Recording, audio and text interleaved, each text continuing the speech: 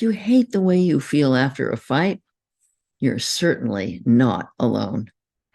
Withdrawing and stonewalling are very common responses to a conflict, and they can bring up a lot of deep-rooted anxiety in both you and your partner. That's because when you feel rejected by your partner, it's like a little death. Here's why.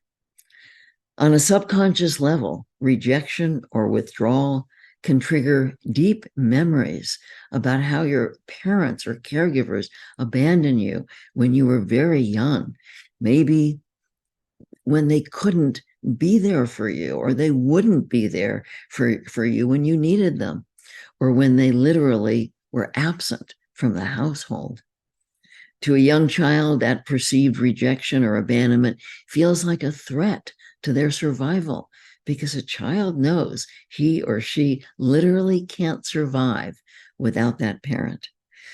Maybe you were left to cry in a crib, which is terrifying to an infant. If no one comes, you will die. That's how later in life being ignored or rejected can feel so scary, like you're dying. When your partner rejects you by refusing to talk to you, or by walking away from you, or even leaving the house after a fight, you feel that sting of abandonment rise up from somewhere deep within yourself. Feels almost irrational, this desperate pain that arises. But your inner child, it's completely rational. Your inner child believes that your very survival is at stake, unless you can reconcile this conflict with your partner and get their love back. After a fight, if you're waiting for your partner to reach out, apologize, and admit they're wrong, then the other thing you're doing, beside being a victim, is waiting for someone else to take away your pain and make you happy. You lack the inner guidance that can lead you to take loving action for yourself. So instead, you're stuck in anger, resentment, and longing. You're being a victim. When you're stuck in this way, you give away your power to someone else, in this case, your partner, instead of empowering yourself by taking responsibility for your feelings. Taking responsibility for your feelings means acknowledging that there's a part of you that is reacting to the current situation because of something that happened in the distant past.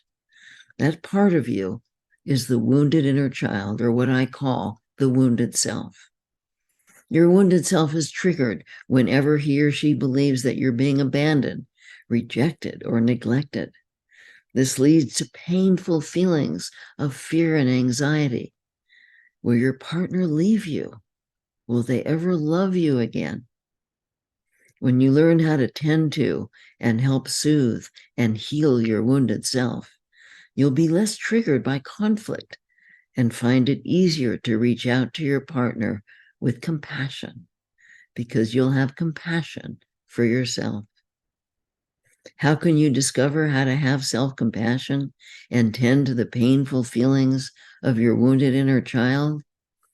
With a process called inner bonding that's contained within my 30-day video program, Wildly, Deeply, Joyously in Love.